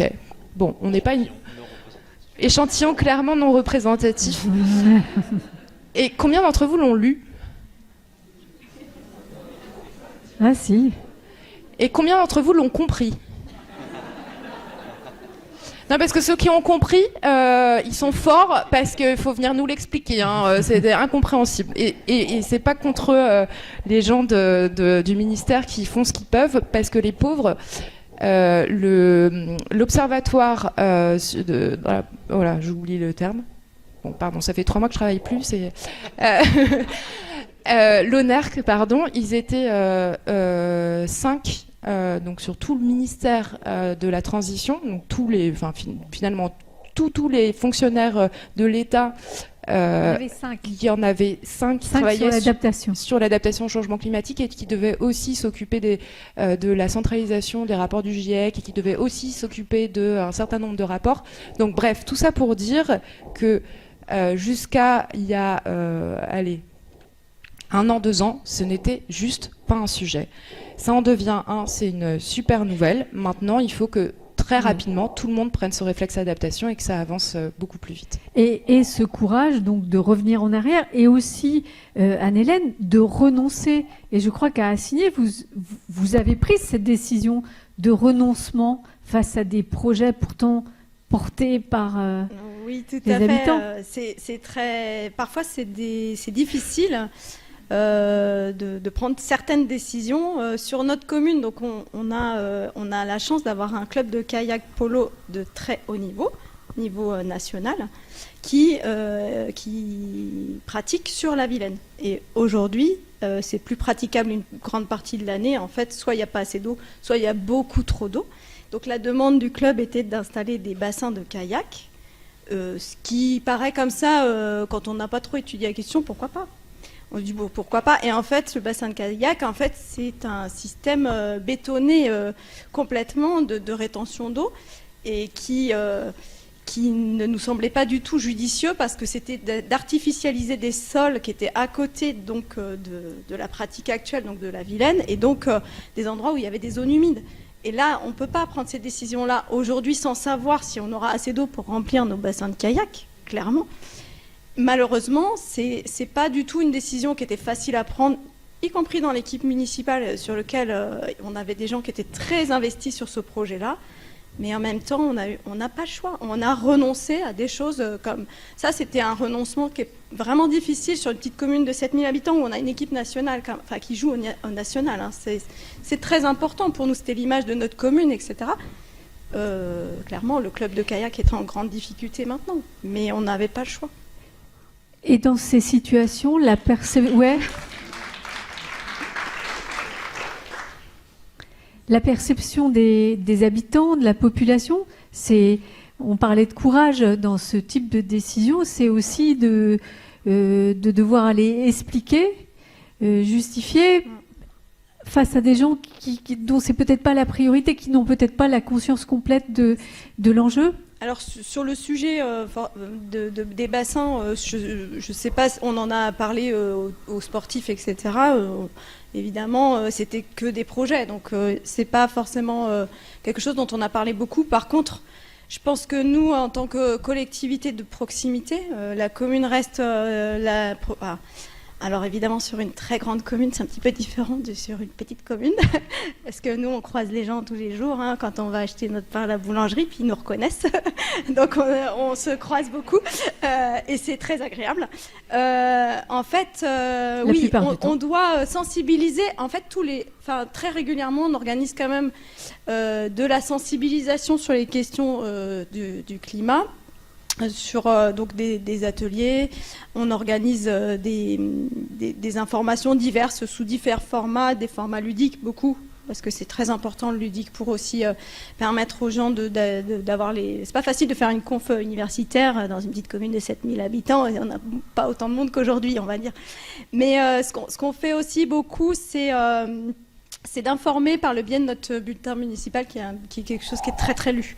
Mais tout ça, c'est tous les mois. C'est tous les mois. Tous les mois, on travaille sur de l'information, de la sensibilisation. Ouais, sensibiliser. C'est très, très important.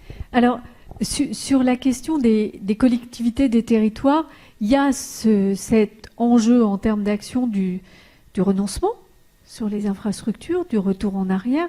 Caroline, sur la question de l'action aussi pour s'adapter, on a parlé tout à l'heure de la question sociale, des plus fragiles.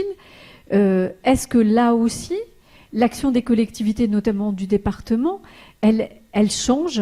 Est-ce qu'elle évolue en fonction de ces changements qui arrivent? Alors oui, je pense qu'on est certainement tous convaincus. Ici dans la salle, on se sent obligé. Moi, je suis aussi ravie de voir qu'il y a des agents du département qui sont présents ce soir. On a la chance d'avoir des fonctionnaires et des agents qui sont engagés au sein de la collectivité pour porter aussi ces sujets-là et le diffuser dans les territoires, dans les services. Ça ne peut pas être qu'une question d'élus qui tranchons, même s'il y a des choix à faire. Et je pense qu'aujourd'hui, c'est dans les mains des élus. Vous avez parlé tout à l'heure de l'individuel et du collectif, notamment dans les scénarios d'atténuation. Moi, quand je suis arrivée en tant que jeune élue, j'ai été sollicitée par des élus de la métropole, on en parlait tout à l'heure en off, très engagés sur ce sujet du changement climatique, et qui sont venus me solliciter pour participer au financement de l'accompagnement des plus vulnérables sur le repérage des logements, enfin des précaires, pour les accompagner sur des gestes individuels dans les logements. Mettre des mousseurs d'eau, voilà. C'est des gestes importants, gérer la lumière, voilà. les petits gestes du quotidien qui ne sont pas si petits que ça. Et il se trouve qu'en arrivant en tant qu'élu, j'ai dit non à des élus engagés, en leur disant, moi j'ai besoin, parce que la collectivité départementale est face à une augmentation sans précédent des besoins sociaux, l'augmentation du nombre de personnes au RSA, l'augmentation du nombre d'enfants en situation de grande précarité, l'augmentation de l'aide alimentaire, l'augmentation du nombre de personnes âgées dépendantes de l'aide sociale, du nombre de personnes en situation de précarité, du nombre d'enfants placés, des investissements à faire sur les collèges, et on a une collectivité départementale qui, dans le précédent mandat, j'y étais pas, avait déjà engagé des choses très intéressantes sur des bâtiments bas carbone.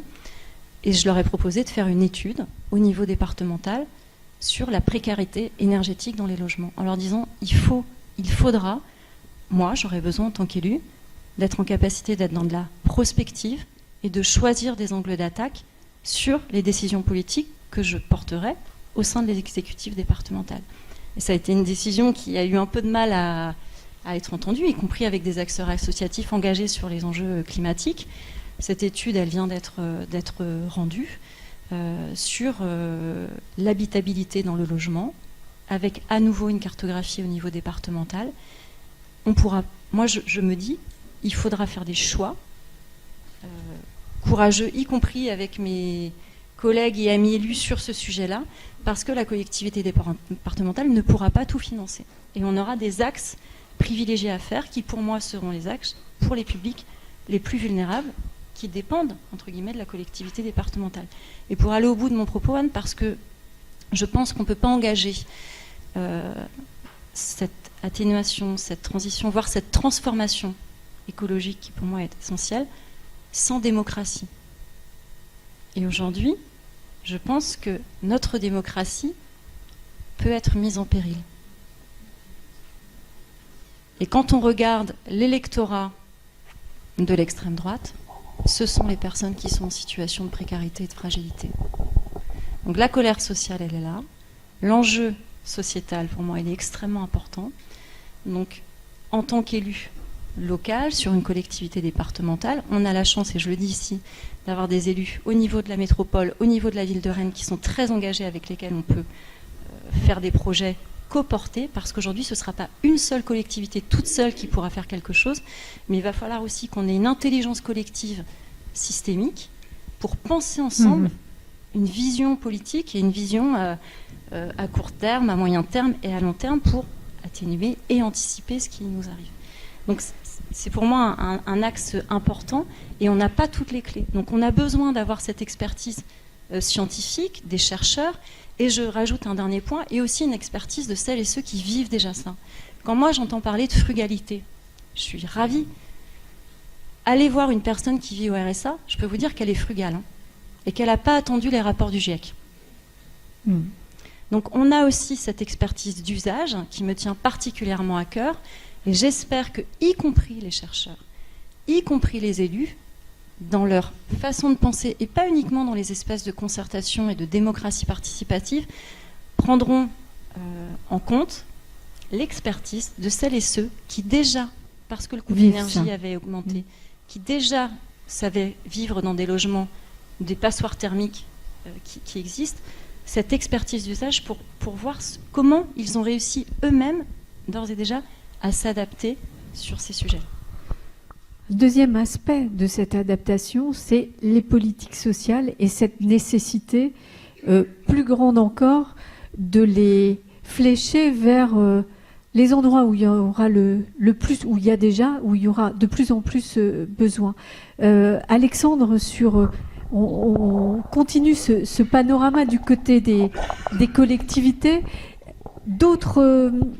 D'autres sujets d'adaptation. Alors dans Paris 50 degrés, vous ne vous êtes pas contenté de travailler sur les impacts. Vous avez aussi fait ce travail de prospective sur des actions à mettre en place et des adaptations possibles.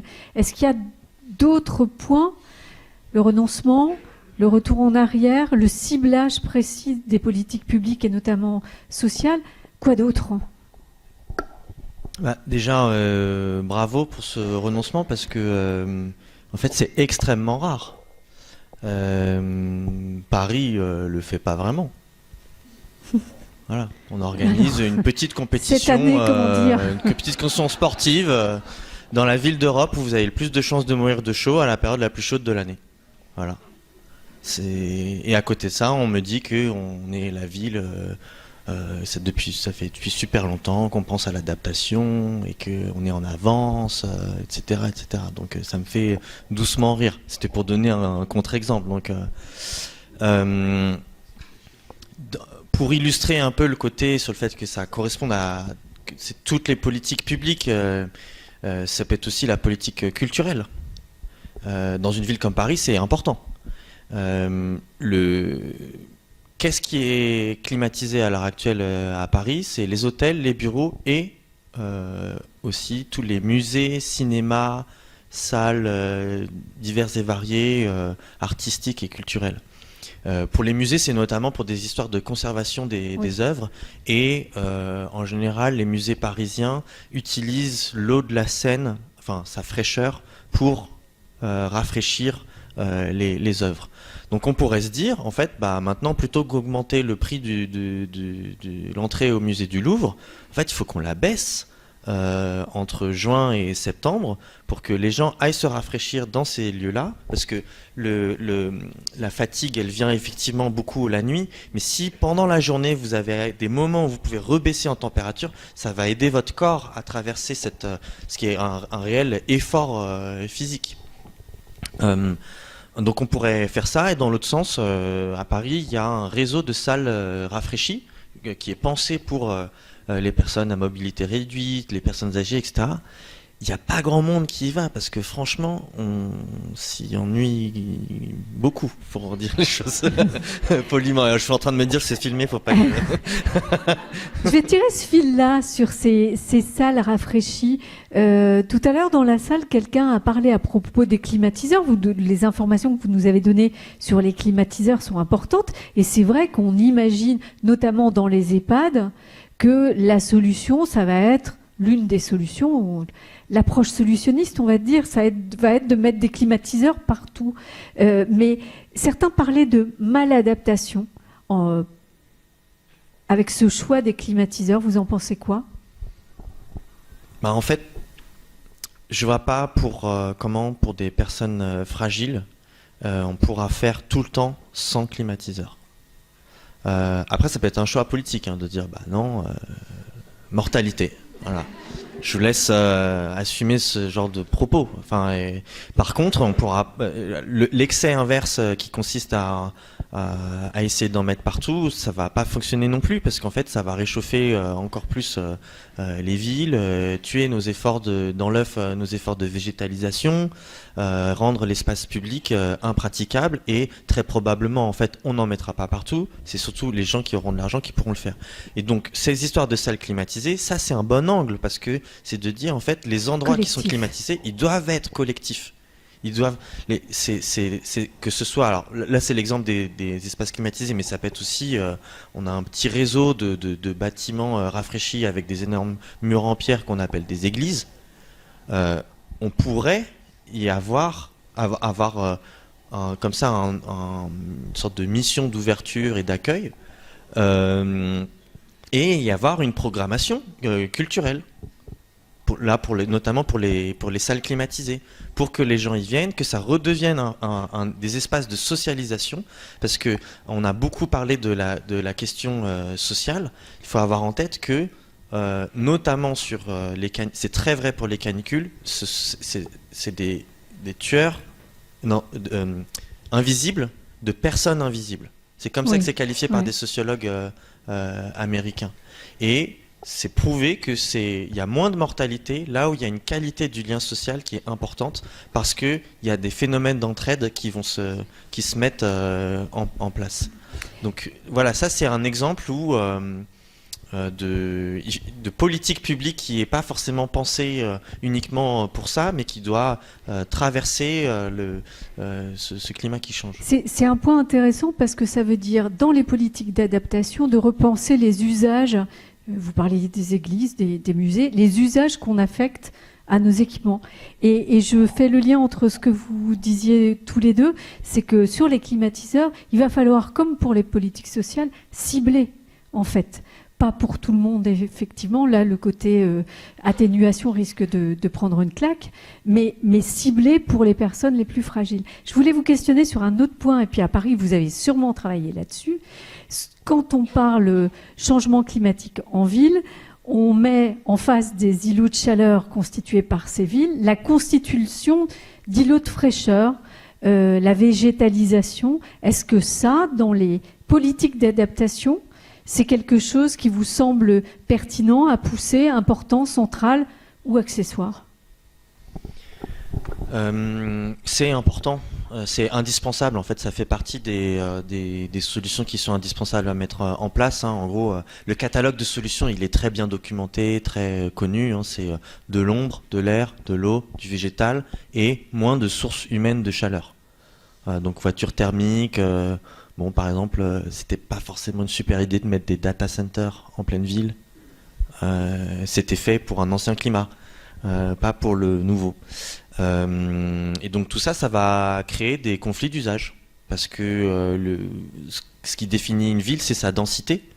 Donc si on commence à dire, en fait, il faut végétaliser plus, oui, je bien dit, plus, c'est notamment moins de place à Paris, c'est pour la voiture. Ça va poser des questions, ça continue de poser des questions. De moins en moins, quand on travaille, y compris avec la droite ou des sphères très pro-voiture, très technophiles, en fait là, comme ils comprennent le risque et comme ils comprennent que c'est un problème de protection des populations, ça parle aux gens qui ont une sociologie de droite. Et quand vous parliez sur la végétalisation, donc ok, imaginons que on débitume à fond, et sachant que débitumer, ça ne veut pas dire moins de place pour la voiture dans certains cas, parce que ça veut dire aussi c'est d'autres types de revêtements routiers ou d'autres types de revêtements pour les parkings extérieurs qui infiltrent plus, etc. Mais disons qu'on va se mettre à végétaliser, notamment par exemple en végétalisant sur les façades, pour sortir de l'exemple de l'arbre. La question d'après, c'est qui va s'en occuper, qui va entretenir. Et donc, à un moment donné, en fait, on retombe toujours sur la question de soit on essaye de faire en sorte que la politique, c'est que ce soit pris en charge par l'autorité publique. Donc, par exemple, à Paris, ok, on va recruter des jardiniers. On a les moyens pour. Il y a plein de postes de jardiniers de la ville qui sont ouverts, mais on n'arrive pas à les pourvoir parce que le pouvoir d'achat pour des gens qui auraient ce salaire-là, ne leur permet pas d'habiter à Paris ou en proche couronne. Du coup, moi, là, parce qu'il faut terminer le raisonnement, la seule solution que je vois et qui ouvre d'énormes possibilités sur tous les problèmes qu'on vient d'émettre, c'est qu'il faut qu'on rediscute notre contrat social autour du temps de travail. Si on passe à la semaine de 4 jours et que la journée qu'on se dégage est utilisée pour des actions collectives, ça change complètement la discussion. Parce que là, d'un seul coup, on a le temps de discuter, on a le temps de s'entraider, on a le temps d'entretenir, on a le temps de prendre soin. C'est un autre monde qui s'ouvre et qui nécessite juste de rediscuter les gains de productivité qu'on a eus sur les dernières années. Plutôt que de les envoyer vers le capital, on les envoie vers le travail. Alors, juste, j'ai bien compris. Dans ces politiques d'adaptation, ce que vous nous présentez, c'est qu'il y a aussi revoir la conception qu'on a du travail et de notre système en fait de fonctionnement économique et social aujourd'hui. C'est ce que je disais au début, le climat change, tout change. Ok.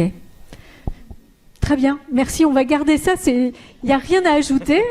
Ne bougez pas. Et faites attention au matériel. Alors, c'est très intéressant parce que vous nous dites les changements déjà présents et à venir dans la gestion publique, les collectivités. Ok, mais en fait, les collectivités ne peuvent pas tout. Et ces adaptations, ça veut aussi dire que nous, individuellement, collectivement, on va devoir s'adapter. Alors peut-être, le temps passe plus vite qu'on imaginait, mais je voudrais peut-être que l'une ou l'autre d'entre vous s'en empare. Et nous individus, nous associations, nous collectifs, qu'est-ce qu'on peut faire pour s'adapter? Qu'est-ce qui peut changer? Quelles peuvent être nos petites politiques à nous d'adaptation? Morgane?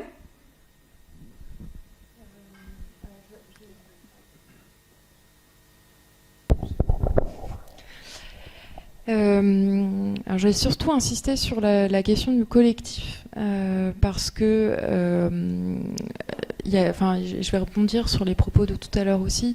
C'est qu'il va y avoir un certain nombre de choix qui vont devoir être faits, notamment par les politiques, mais pas que, des renoncements, il va falloir renoncer à certaines choses, il va falloir choisir ce qui est vraiment indispensable de garder, de conserver, ce qu'on se considère collectivement indispensable. Et pour ça, il va falloir qu'il y ait une discussion, il va falloir qu'il y ait des débats, il va falloir que l'on ait à faire, si on veut que ce soit fait de la manière qui convient au plus grand nombre, cette adaptation, il va falloir que chacun des individus se pose ces questions-là et participe à cette discussion et à ce débat collectif qui devra être mis en place d'une manière ou d'une autre. Comment on fait?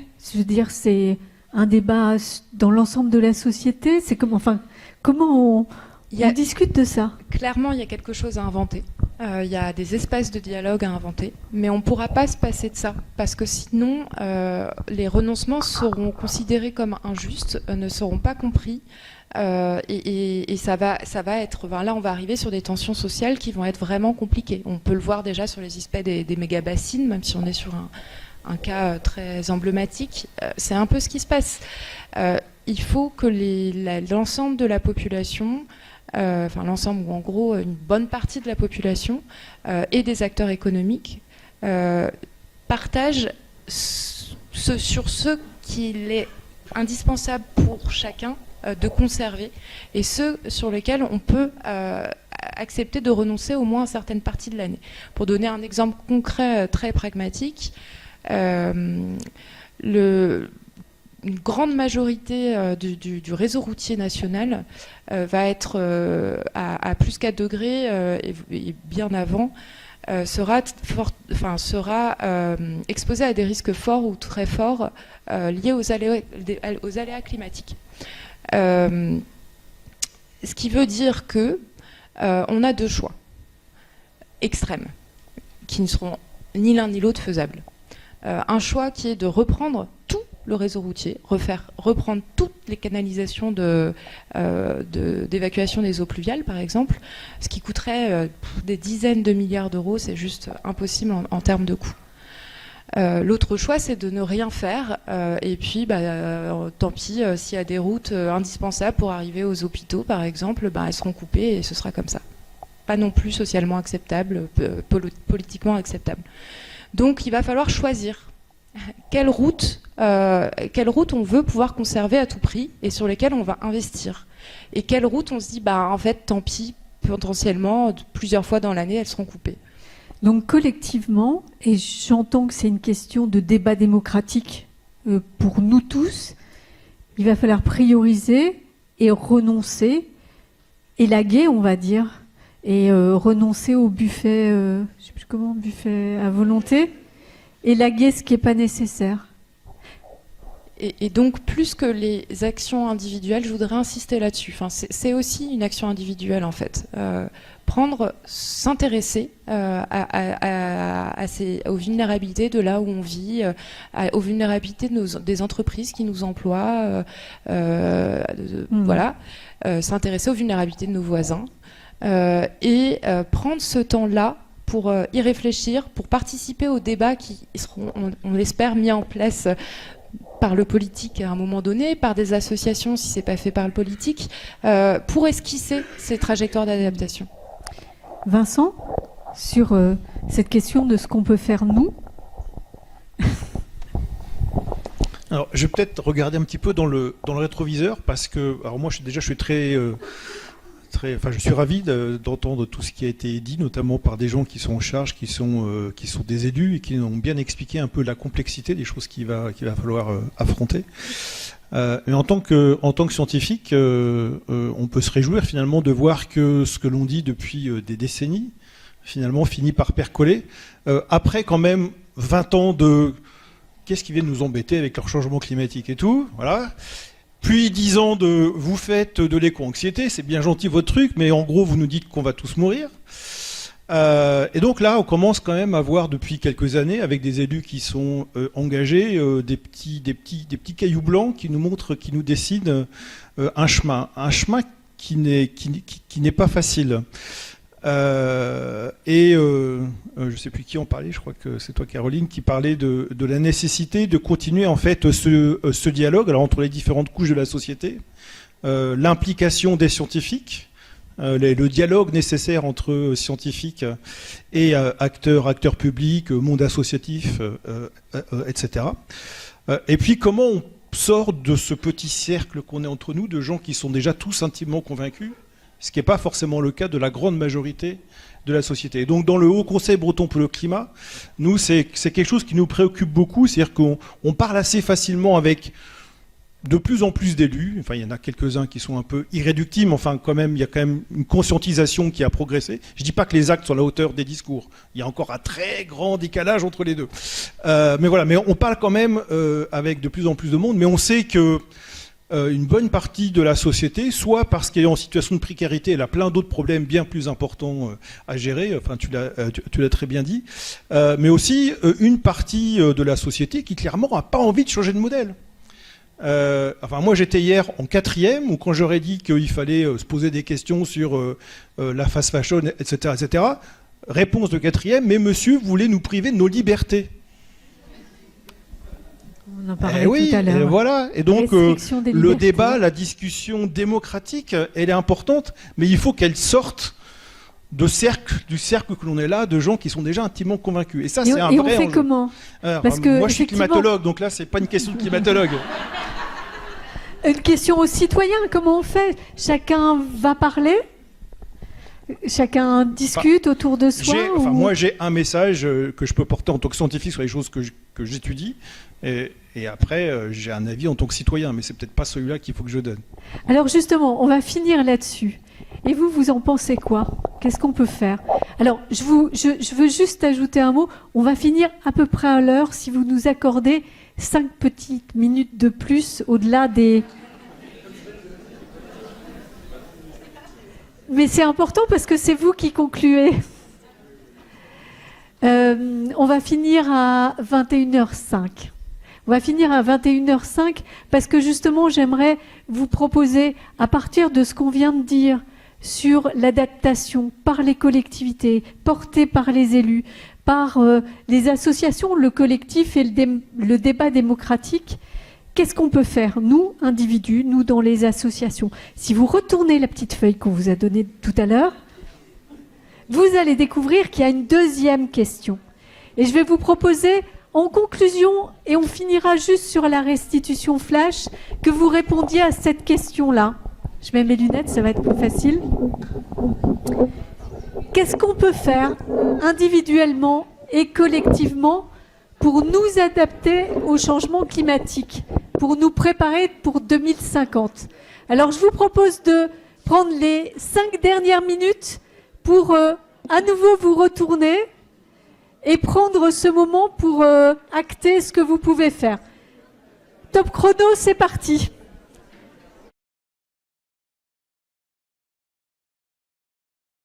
Je vous propose que nous passions au partage de ces solutions d'adaptation. S'il vous plaît, est-ce que je peux avoir votre attention ? S'il vous plaît. Je suis contente, j'aime bien la version Reine d'Angleterre, avec les deux mains. Très rapidement, qui veut partager ? Est-ce que quelqu'un veut nous donner une piste d'adaptation pour nous, les citoyens, les citoyennes, individuellement, collectivement ? On peut lancer des idées très rapidement. Est-ce que vous voulez... alors, oui, au milieu, c'est moins facile, mais... Merci, Aude.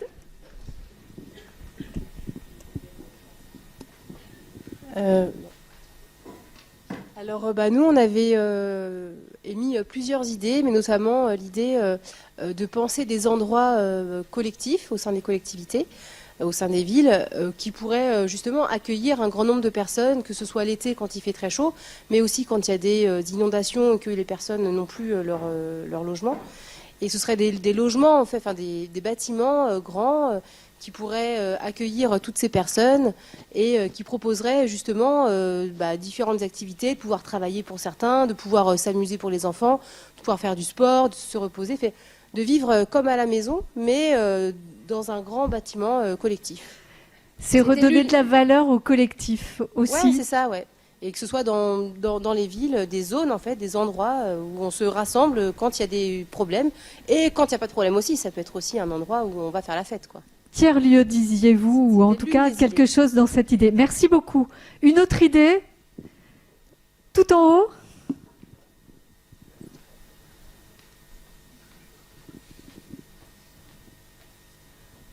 Merci, je transfère. Merci. On a beaucoup parlé en fait des collectivités, on a parlé des associations et on s'est dit que en fait la sphère privée elle n'était pas tellement embarquée en fait dans cette dans cette réflexion et pour nous c'est indispensable d'arriver à embarquer en fait les entreprises dans cette dans cette action. Le monde économique. Le monde économique. Enfin bon, voilà, moi je suis actif, je passe 8 heures par jour dans la société, mais et donc 40 heures par semaine, et c'est du temps. On rebondissait également sur l'idée d'avoir une semaine à 4 jours. Donc c'est dégager du temps, ou en tous les cas, ou embarquer peut-être davantage le privé. Alors je ne sais pas comment. Mais, les entreprises, quand vous dites le privé, c'est les entreprises. Je parle, oui, je veux dire les entreprises, oui, tout à fait. D'accord. Vous avez une idée de la manière dont on peut faire ça? Est-ce qu'il y a des pistes? Alors, j'ai pas réellement d'idée. Je rebondissais par contre effectivement sur la semaine de 4 jours. Est-ce que ça peut vouloir dire aussi, je sais pas, peut-être donner des objectifs ou des marchés, effectivement, pour les collectivités, qu'elles fassent davantage appel, je dirais, aux entreprises locales pour les accompagner. On pourrait même aller plus loin. Donc, il y a cette clause, ça existe, les clauses sociales dans les marchés publics. On pourrait peut-être même parler de l'exemplarité des collectivités sur cette question du temps de travail et de l'aménagement. Ça pourrait être quelque chose à tirer. Merci beaucoup. Allez, une petite dernière pour qu'il n'y ait pas, ou deux, qu'il n'y ait pas de frustration. Le micro est juste derrière vous. Nous, on a parlé de se repolitiser, de reparler de ces sujets-là autour de nous et de faire confiance et d'aller vers nos politiques et pour parler de ces sujets-là. D'accord.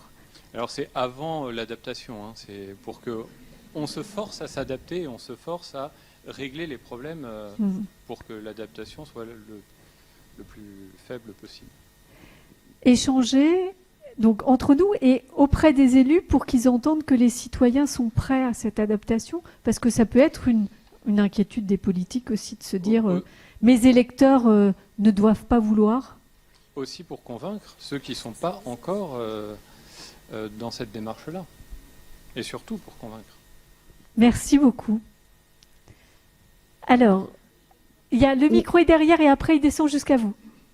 On a parlé de démocratie participative avec moi, je pense à l'exemple de la Convention citoyenne pour le climat, où il y a quand même beaucoup de personnes qui ne connaissaient absolument pas le sujet. Et on a vu à quel point c'était efficace pour qu'ils fassent des propositions à la hauteur des enjeux. Tout à fait. Et sur ces questions-là, après, la question, c'est d'articuler les propositions à la décision. Sinon, ça ne marche pas beaucoup. Je vous en prie. Juste un point, c'était alors est-ce que c'est les collectivités, les associations, les médias, peut-être plusieurs acteurs à impliquer là-dedans, cette idée de communiquer pour mieux expliquer, avoir plus de pédagogie, pour en fait finalement partager plus d'histoires vraies, plus d'exemples, pour mieux se figurer que renoncer, ce n'est pas forcément la vie qui devient malheureuse, parce qu'en fait l'angoisse est souvent supérieure à l'expérience de la réalité. Voilà. Alors, merci pour cette remarque. On a commencé cette soirée avec un petit texte que je vous ai lu qui était inspiré d'un rapport de l'Audiard. C'est de la prospective fiction. C'est un rapport qui va sortir dans les jours qui viennent.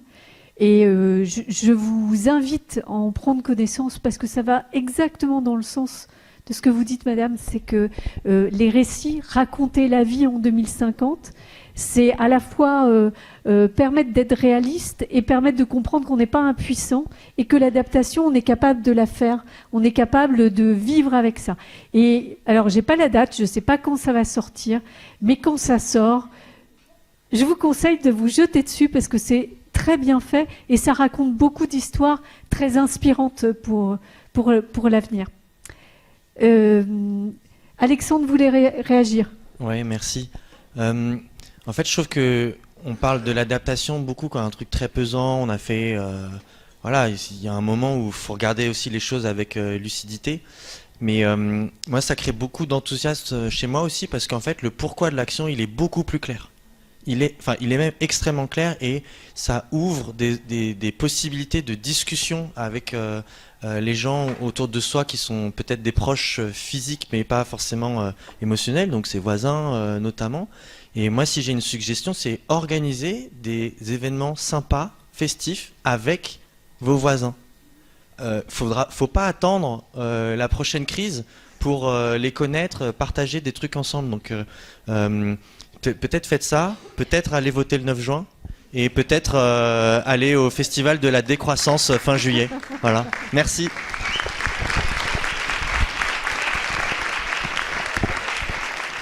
Bien joué. Joël, on avait promis de ne pas être trop en retard.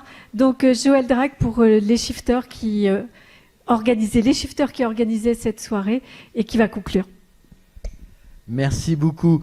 Je vais juste vous prendre une minute ou deux, pas plus, promis, pour remercier tout d'abord vous d'être venus si nombreux à assister à notre conférence débat ce soir.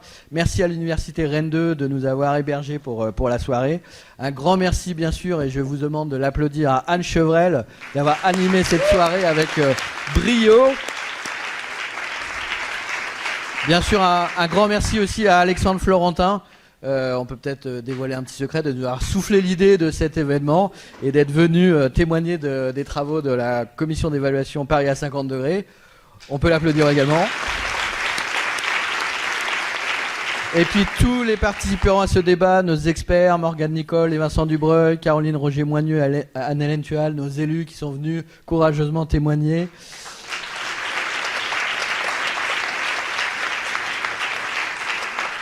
L'association des shifters a 10 ans, c'est pour ça qu'on a un petit logo spécial avec un gâteau. J'en profite donc pour vous annoncer nos prochains événements organisés dans le cadre des 10 ans. Nous aurons une conférence sur l'éco-anxiété, ennemis ou alliés, le 5 juin à 19h à la salle du Jeu de Paume, animée par Anne-Catherine Lanchou, qui est là, et d'autres intervenants, comme Tanguy Descamps. On aura également à Saint-Jacques-de-la-Lande une journée entière d'ateliers avec des fresques du climat, des ateliers d'automne, des fresques de la mobilité et des inventons nos vies bas carbone. C'est le 15 juin à Saint-Jacques-de-la-Lande. Utilisez le QR code pour avoir des informations. Et si ça vous a plu, si vous voulez continuer le débat autour de ces sujets avec les shifters, vous pouvez venir à nos réunions mensuelles. Toutes les informations sont sur le QR code ici. La prochaine réunion mensuelle aura lieu à 19h le 30 mai au POD, l'espace de coworking à côté de la gare. Et donc voilà, si vous voulez plus d'informations, n'hésitez pas à scanner ce QR code. À nouveau, merci beaucoup d'être venu assister à cet événement. Et on va venir récupérer les papiers, ou vous nous les laissez ici. Mais effectivement, on veut bien récupérer vos travaux. Merci beaucoup d'avoir joué le jeu et bonne soirée.